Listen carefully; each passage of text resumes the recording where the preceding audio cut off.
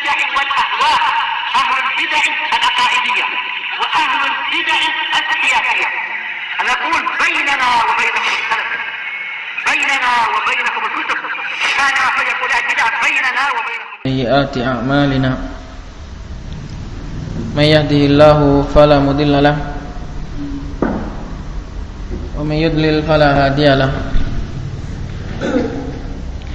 وأشهد أن لا إله إلا الله وحده لا شريك له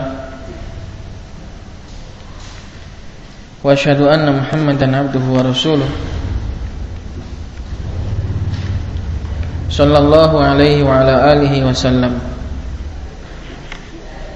Amma ba'd. Apa pembahasan terakhir? Siapa yang bisa jawab?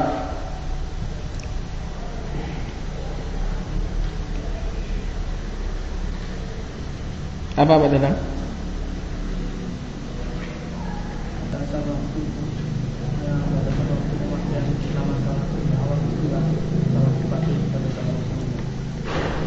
Yaitu batasan waktu dalam penggunaan lafadz salaf.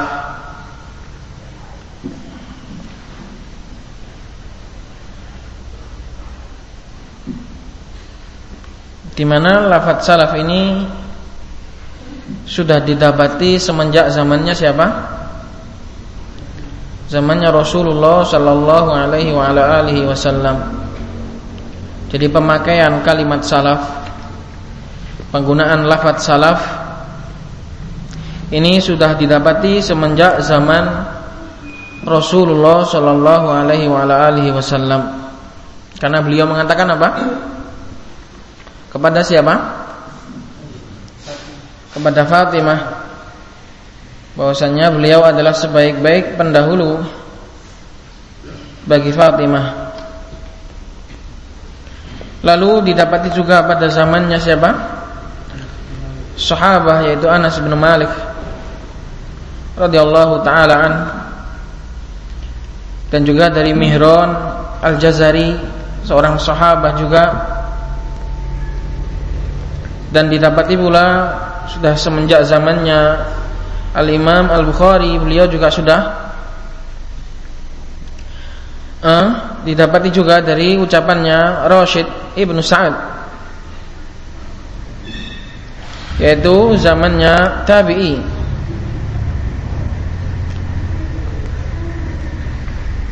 Jadi penggunaan lafadz salaf ini sudah didapati semenjak zamannya para sahabat, para tabi'in dan para a'immah. Coba kita lanjut mengenai nukilan dalam bab ini. Qala al-Muhafizullah, qala al-Imam Abu Amr Al-Auza'i, isbir nafsaka ala sunnah waqif haitsu waqafal qaum qul bima qalu waqfa amatu wasluk sabila salafikas salih fa innahu yas'uka ma wa'ahum. Lafadz salaf juga sudah didapati semenjak zamannya Al-Imam Al-Auza'i, di mana beliau katakan isbir nasaka 'ala sunnah, sabarkanlah dirimu untuk berada di atas sunnah, karena memang berada di atas sunnah ini berat, baik secara pengamalan maupun secara ilmiah, seluruhnya butuh usaha untuk berada di atas sunnah, untuk sesuai dengan sunnah Rasulullah SAW di dalam perilaku sehari-hari, di dalam berakhlak, di dalam berucap, di dalam menjalani kehidupan ini, di dalam berkawan, di dalam membangun dakwah, di dalam apa saja bermuamalah sesuai sunnah ini berat. Oleh karena itu nasihat para ulama, sabarkanlah dirimu untuk senantiasa berada di atas sunnah, karena tidak mudah menjadi seorang sunni. Untuk bertahan di atas sunnah ini bukan gampang, butuh mujahadah, butuh usaha yang keras, butuh kesabaran yang ekstra. Waqif haitsu waqafal qaum, dan berdirilah menginjaklah di mana kaum, yaitu maksudnya para salafun saleh, mereka menginjak. Di mana saja mereka berpijak, disitulah hendaknya kalian pijaki. Di mana mereka menghindar, itulah hindari. Kapan mereka maju, maka ikutlah maju. Di mana mereka mundur, ikutlah mundur. Pokoknya waqif haitsu waqafal qaum, di mana saja para sahabat, para salafun saleh mereka berpijak, berpijaklah di atasnya. Berpijaklah sebagaimana mereka berpijak. Ini adalah nasihat yang sangat mulia dari Al-Imam Al-Auza'i rahimahullah, agar seorang berusaha meniti para salafun saleh dalam segala medan, dalam segala situasi hendaknya berdiri sebagaimana para salafun saleh berdiri, berpijak. Wa qul bima qalu, dan katakanlah apa-apa yang mereka katakan. Jangan membuat perkataan yang baru, jangan membuat-buat ucapan yang baru yang muhdats. Semua dalam ilmu agama ini, semua dalam perkara agama ini sudah ada pendahulunya. Cukup mengatakan apa yang mereka katakan, enggak perlu membuat-buat, enggak perlu capek-capek mikir. Cukup mengatakan apa yang sudah dikatakan oleh para ulama, para salafun saleh. Wa kuffa amma kufu, wa kuffa amma kaffu, kuffu, wa kuffa amma kaffu.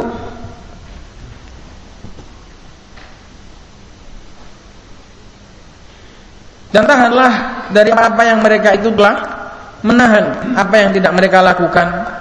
Kita tidak usah melakukan apa yang mereka hindari, kita harus menghindari. Tahanlah dari apa-apa yang mereka tahan. Ini juga nasihat yang sangat mulia. Apa yang mereka tidak melakukannya, kita tidak perlu melakukannya. Apa yang mereka tidak membuatnya, kita tidak perlu membuatnya. Apa yang tidak mereka membikinnya, kita tidak perlu membikinnya. Simpel, gampang, ringan, enak, gampang, ringan, gak beresiko. Ya ini, menahan diri dari apa-apa yang ditahan oleh para salafun saleh. Mereka gak buatnya, kita gak buat. Enteng. Kalau ditanya, ya sudah ada contohnya. Kalau yang buat, ditanya mana contohnya? Ini yang sulit, ini yang rumit. Kalau yang buat-buat, apabila ditanya mana contohnya, ini kebingungan mencari jawaban. Tapi kalau yang nggak buat, enak, jawabannya gampang. Mereka nggak buat, kita nggak buat. Mereka nggak membikin, kita nggak bikin. Mereka menahan diri, kita menahan diri. Ini adalah rohah, ini adalah kita istirahat total apabila kita mengikuti mereka dalam apa saja yang mereka lakukan. Ini ada keringanan bagi kita, nggak capek-capek membuat, nggak capek-capek mikir, nggak capek-capek bikin. Semuanya sudah ada salafnya. Ini kita berusaha bismillah ya azawajal untuk seperti itu. Adapun kenyataannya dalam diri kita masing-masing ini kembali kepada afrod, kembali kepada person dari kita. Apakah kita mampu untuk melakukan seperti itu? Ini kembali kepada diri kita masing-masing. Adapun secara kaidah, secara ideologi, itulah yang kita yakini, menahan dari apa-apa yang mereka tidak membuatnya. Wasluk sabila salafikas salih. Nah, ini kalimat salafikas salih ini syahidnya bahwasanya kalimat salaf ini sudah diucapkan oleh Imam Al-Auza'i. Dan tempuhlah jalan salaf, para salafmu yang saleh.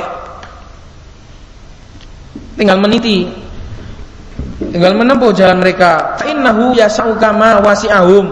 Ini alasannya.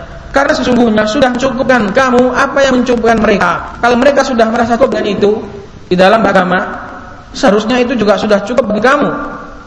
Tidak perlu bagi kamu untuk membuat-buat, mengusahakan lagi, memaksa-maksa. Tidak perlu. Cukuplah bagi kamu apa yang cukup bagi mereka. Luas bagi kamu apa yang luas bagi mereka. Ini nasihat emas dari Al-Imam Al-Auza'i agar seorang itu berusaha yang pertama untuk sabar. Enggak mudah ya ikhwan. Enggak mudah untuk berada di atas sunnah. butuh sabar. Karena berada di atas sunnah ini bukan hanya pakaiannya saja, tapi kita berusaha untuk di hati kita untuk berusaha menerapkan sunnah. Ini yang berat. Itu sesuai dengan sunnah Rasulullah sallallahu alaihi wasallam dalam segala hal. Butuh sabar, butuh usaha, butuh pertolongan dari Allah Subhanahu wa taala.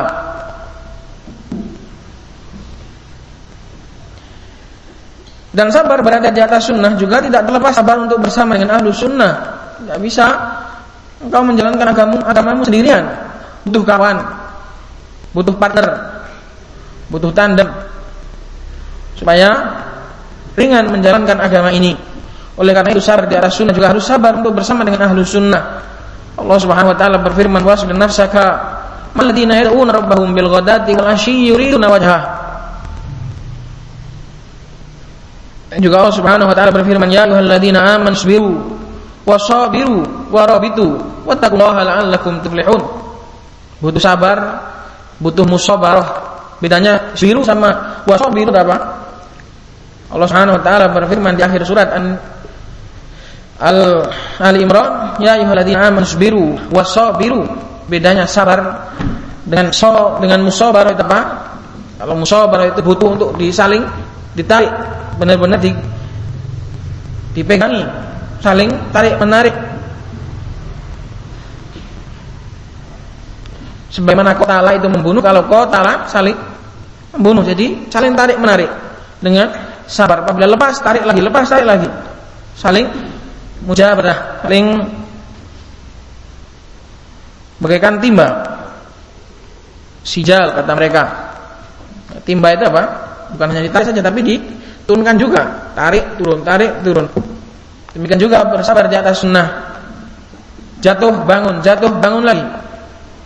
Dadal dual di atas sunnah.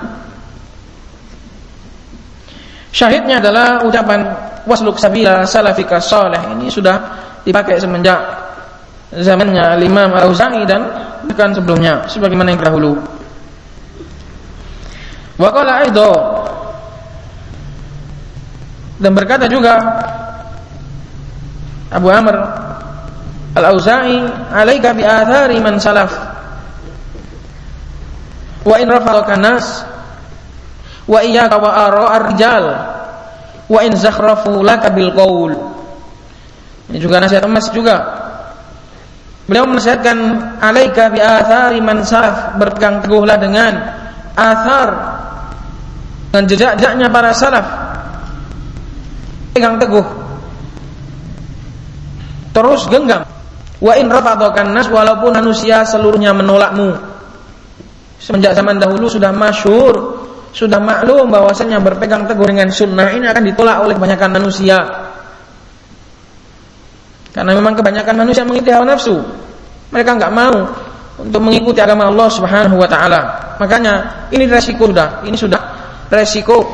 Wa in rafadakan nas, walaupun manusia menolakmu, memuntahkan dirimu, muak dengan dirimu, tapi dinasihatkan oleh para salaf untuk tetap dipegang teguh, tetap digenggam, walaupun manusia seluruhnya menolak, bahkan mengganggu, bahkan memusuhi, bahkan melawan. Dan Allah Subhanahu wa taala menghibur Rasulullah sallallahu alaihi wasallam di dalam surat Al-Furqan sebagai resiko dakwah. Allah Subhanahu wa taala mengatakan wa kafa bi rabbika hadiyan wa nasira.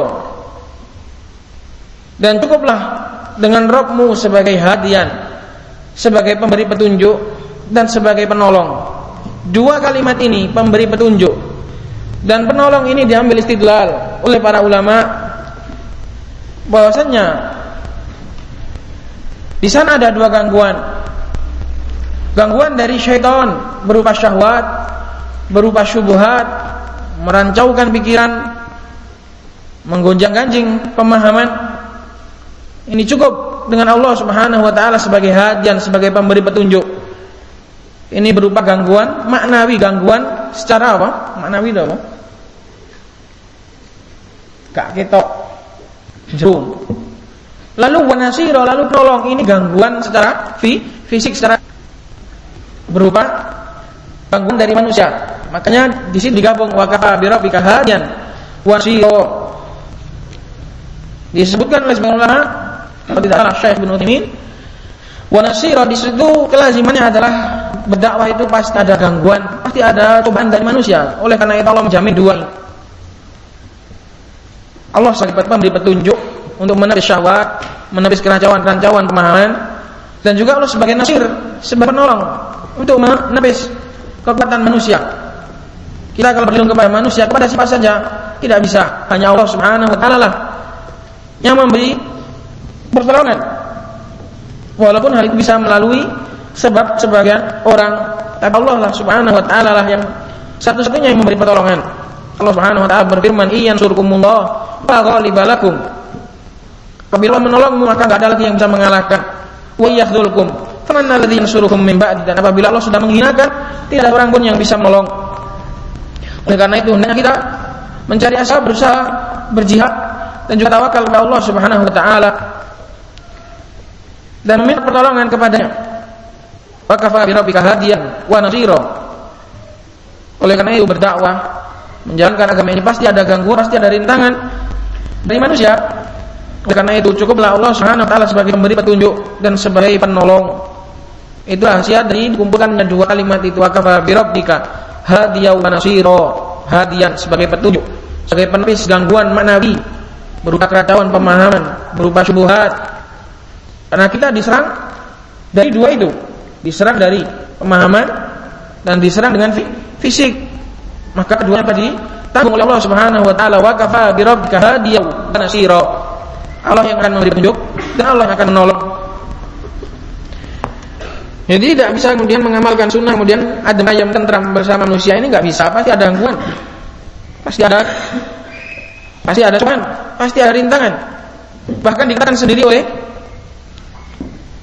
Waraqah, seorang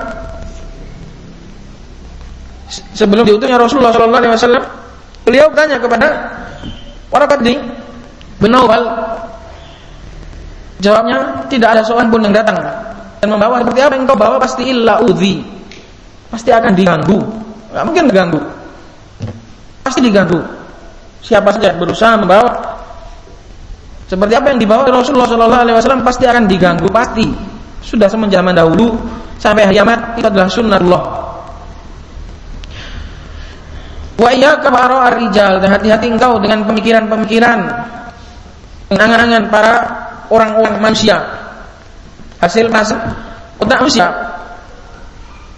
Dan engkau mengikuti salaf, tidak perlu terpasan dari ahlul kalam, ahlul bid'ah, al-ahwa. Kita enggak butuh.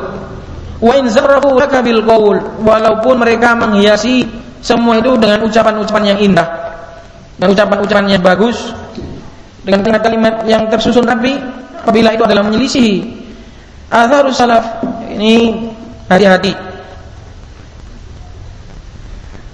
Syahidnya adalah pakai lafaz salaf, ini sudah dipakai oleh para ulama semenjak zaman dahulu. Wa qala Abu Asim an-Nabil sami'tu Sufyan ats-Tsauri wa qad hadara majlisahu syabun min ahli ilm wa huwa yara'as wa yatakallamu wa yatakabbaru bil ilmi ala man huwa akbaru min, qala fa ghadiba Sufyan wa qala lam yakun as-salafu hakadha. Ini syahidnya, kalimat salaf ini diucapkan oleh Imam Sufyan ats-Tsauri, satu dari dua Amirul Mukminin di hadis, satu dari dua dedengkot komando kaum mukminin dalam masalah hadis, yaitu Sufyan ats-Tsauri rahimahullah. Satunya lagi adalah Syu'bah Ad-Dakhm Ibnu Bakham Abu Bistam. Kata Abu Asim an-Nabi, aku mendengar Sufyan ats-Tsauri pada saat itu majelisnya dihadiri oleh seorang pemuda dari kalangan ahlul ilm. Si pemuda tadi yatara'as, berlagak congkak, bergaya congkak, wa yatkallam, dan banyak berbicara, wa yatakabbaru bil ilm, dan menyombongkan ilmunya terhadap orang yang lebih pintar dari dia.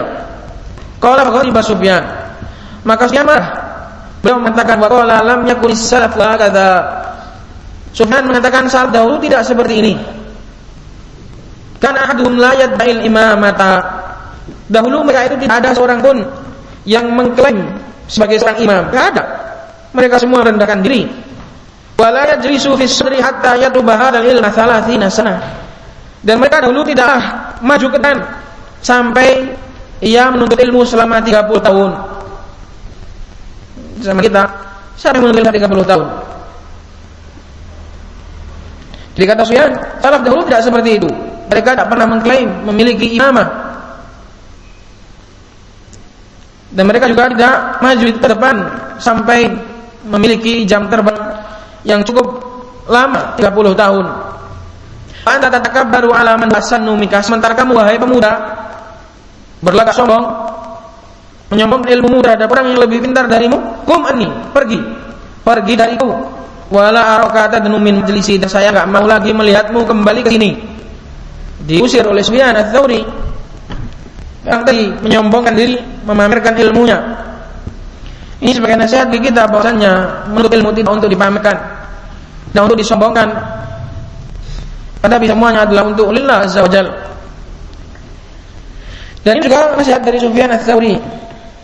Hendaknya seorang tidak mengklaim memiliki ilmu, memiliki imam, memiliki gelar yang tinggi, tidak membanggakan gelarnya, tidak membanggakan kapasitasnya dalam ilmu.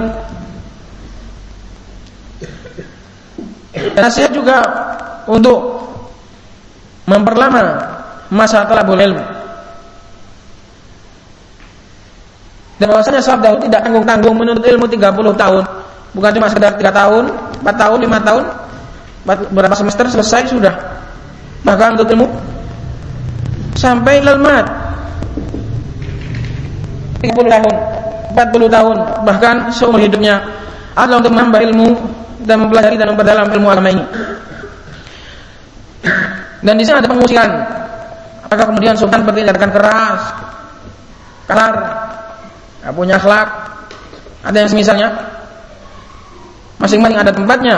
Apabila berhak untuk diusir, untuk dihardik, dan yang semisalnya, maka hal itu adalah lumrah, bahkan sewajarnya.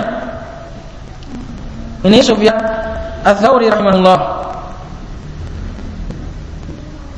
Padahal pemuda berlaku sombong mungkin masih wajar karena tabiatnya masih apa? Masih muda, masih muda, masih segar, semangatnya juga masih meledak. Tapi diusir oleh Sufyan Ats-Tsauri. Qala wa qala Syekhul Islam. Syahidnya tadi mana? Pemakaian lafaz salaf. Lam yakunis salafu hakadha. Wa qala Syekhul Islam Ibnu Taimiyah.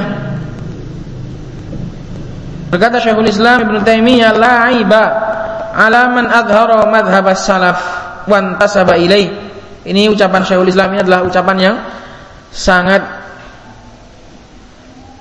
masyhur, sangat menyebar karena sering dinukil di mana-mana ucapan ini dalam masalah intisab, menisbahkan diri kepada salafi.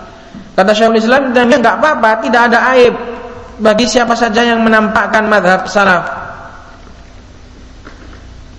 Wantasaba ilaih, dan dia menisbahkan diri kepada salaf, mengatakan salafi atau mengikuti salaf, ini tidak aib, enggak apa-apa.